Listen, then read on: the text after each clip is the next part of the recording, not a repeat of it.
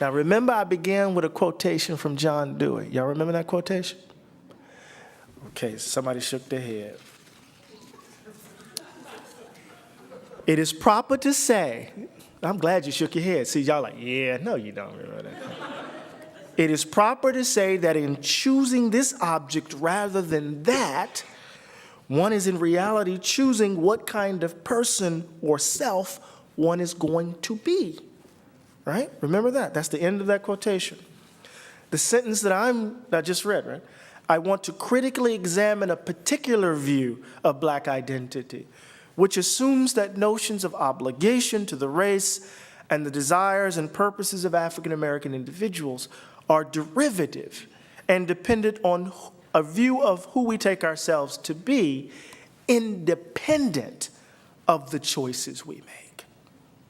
I do this with an eye fixed intensely on the task of reconstructing the way many African Americans think of their ethical lives in relation to their political choices. The choices we make have everything to do with who we take ourselves to be. Not just simply who we take ourselves to be dictating our choices. I'm flipping it in a way. Does that make sense? And this is the kind of pragmatic move that I want to explore. Now, I maintain that notions of virtue, I don't know why I did that, right and good, flow, as John Dewey says, from independent springs, such that each has an equally legitimate basis and can pull us in different and sometimes conflicting directions. This makes moral decision a real problem and gives ethical judgment and moral discernment their vitality. It's not just simply a matter of knowing what's right and wrong, the difference between right and wrong. That's pretty straightforward, right? It's oftentimes, that's not really a kind of dilemma. You just have to convince yourself to do wrong because you already know what wrong is. Really, the kind of moral dilemma rests when you have a conflict of goods, right? That is to say, I desire this as good, but I have this as my duty, right? Sartre's no exit, right? And Pierre, do I stay home and take care of my sick mother, or do I go and fight in the resistance, right? The moral life is much more complex than just simply right and wrong, right? It's the fact that the good, the right, the virtuous collide. My claim points to the tragic dimensions of the world of action, that we often find ourselves confronted with competing goods as we act. It also locates the notion of character development and moral progress in our ability to make delicate distinctions in the face of the precariousness of a world in which doubt and the need for choice impinge at every turn. Our moral decisions are not settled by reference to some fixed and unchanging racial identity.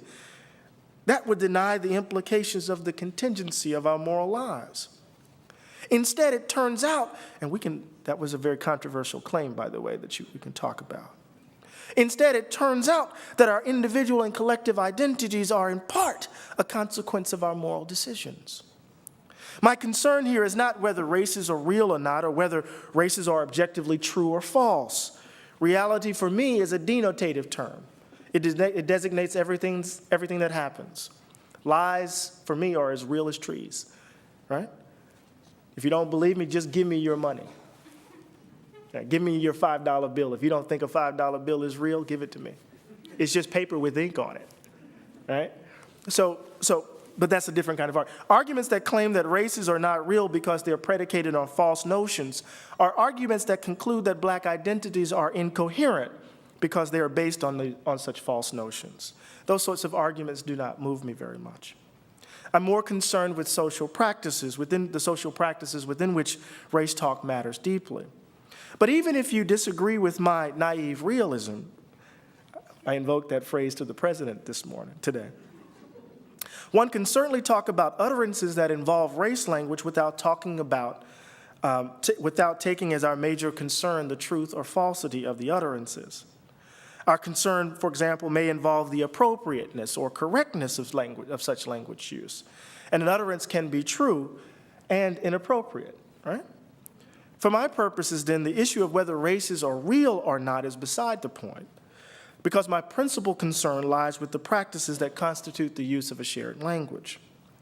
I'm not suggesting here that the objective status of races isn't an interesting question, simply that it is not the only question when we take up matters of race. I'm also not interested in defending what many folk call an essentialist conception of race or Black identity. Talk of racial essences are at best bad ways of talking about particular experiences, or at worst misguided quests for certainty that aim to secure us from the contingency that is an inherent part of our lives. My hope is to offer a pragmatic way of thinking about Black identity, which evades these narrow options and takes seriously the problem-solving activity that is an intrinsic part of what it means to be a moral agent. The emphasis then is on our capacity as Black individuals to judge the respective claims of duty and desire as they arise in concrete experience, understanding that in some cases they may indeed conflict. Black identity talk remains. We simply should not overextend its reach. Let me translate for a moment. Part of what I'm up to in this particular talk is to kind of resist the notion that to embrace Black identity is to define the sorts of choices that I make. That African-American moral lives, right, are rendered intelligible in some significant way by the fact of their Blackness, right? And part of what I want to do is to kind of expose the complexity of what it means to embrace the notion of Black identity, of embracing a Black identity in the context of a world that's organized along racist assumptions, right? To give attention to that complexity without reducing it to some essentialized notion. Right? What does it mean to just simply say, Black folk are complex people too, right? And how can we think about this in a way without giving short rift to the historical significance of what it means to embrace a notion of Blackness? So, for example, when someone utters a sentence like this, I'm an African American, in the context of a debate about public policy, or my view, she's not disclosing for all to see something that was previously internal. Instead, her words orient those around her, for better or worse, in a particular kind of way. They understand that for her, when it comes to this particular topic, another set of issues must be taken into account. The late Richard Rorty makes the point best, in my view. He writes, such sentences are not used to report events going on within the Cartesian theater, which is a person's consciousness.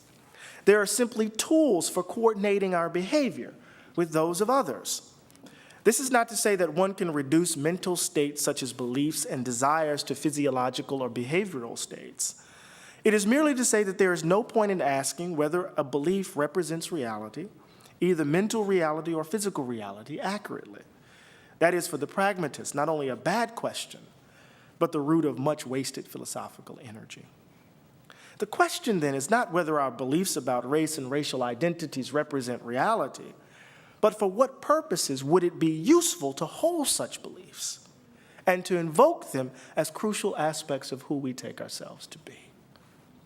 Now, there are two ways, at least in this talk, of understanding Black identity. One I want to call an archaeological approach, and the other is a kind of pragmatic historicist approach.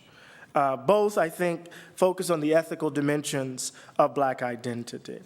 Obviously, I want to put forward the view that the pragmatist approach best enables us to understand the complex ethical choices that attend any talk of Black identity. In the end, I want to suggest that we have approached the issue of Black identity from the wrong direction. It's not simply a question of who we are and the answer determines how we act in the world. Rather, the choices we make in the face of problems and meddlesome circumstances turn out to be our lives, requiring of us the continued cultivation of our ability to make delicate distinctions.